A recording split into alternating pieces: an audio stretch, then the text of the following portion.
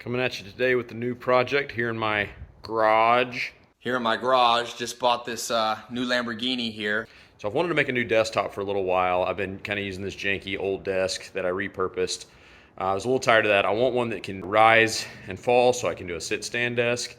And I came across some unique material right here behind me. This is a former bowling lane. Our local bowling alley, as many others, is out of business. When they sold the building, they just ripped out all the lanes and tossed them in the parking lot.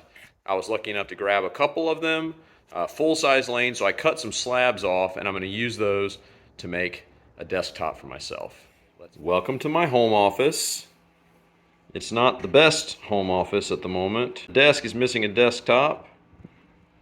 I've already built out my wife's space using that same bowling lane material. Really cool look there and on the desk over here. So let's go ahead and get downstairs and put it all together. This should be a really fun project to follow along with because it uses almost every single tool I have. I've got to use a circular saw and a sawzall to cut through the material. I've got a router to clean up the edge, a hand planer to take off the top coat, 3 grits of sandpaper to smooth it all out. My angle grinder is going to be cutting off the backer iron. This is dreadful material to work with. Bowling alley lanes are made of 2 1/4 inch thick maple boards, so they're very strong. They're also put together with really thick nails. So each board, as you can see behind me, it's just kind of a butcher's block mashup of boards. Each one has nails into it along the length, and they stack another one, nail it in, stack another, nail it in. And they've got these support beams. These are maybe steel or iron. They're screwed in along the length. If you take those off and then try to pick it up, it will bend into kind of a U shape. And to keep it rigid, if it's going to be a desktop, I don't want this much material sticking out. So what I'm going to do is I'm going to cut a groove with my saw, circular saw, right along here, flip this over and pound this part into the groove. That'll make it flush and keep the whole piece rigid.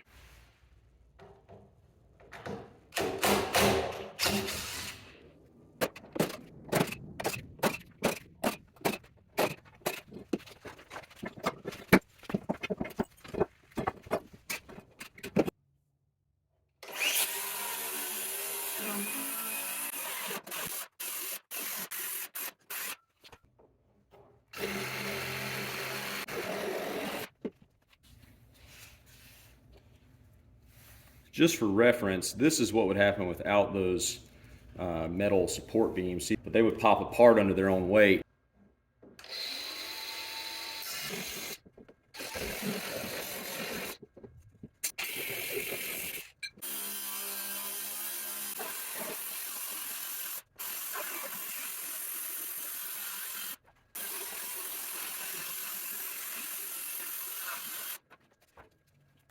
Okay, we've got the metal piece upside down sitting on top of the groove that's been cut.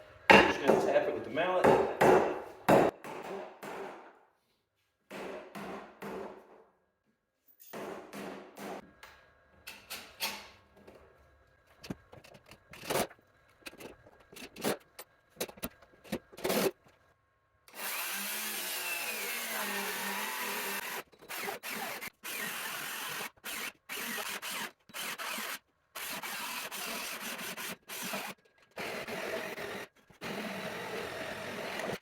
If you saw the saw struggling through, take a look at this.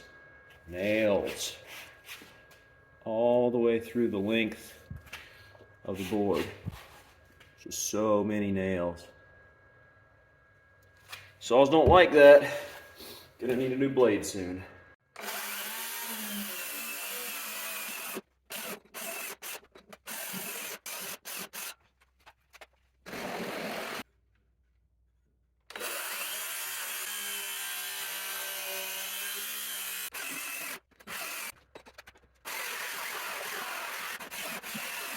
We're back for day 2 of this project.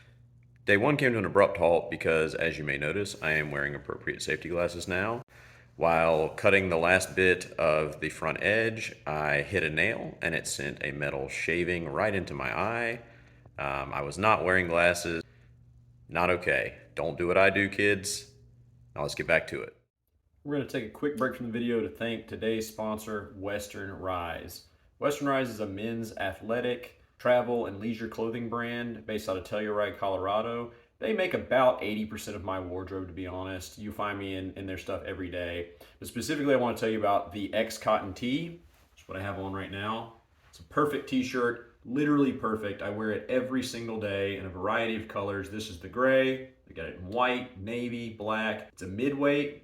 Perfect fit, stretchy, it's odor resistant, can't recommend it enough. Link in the description, head over and grab a handful of X Cotton tees for yourself. Thank me later.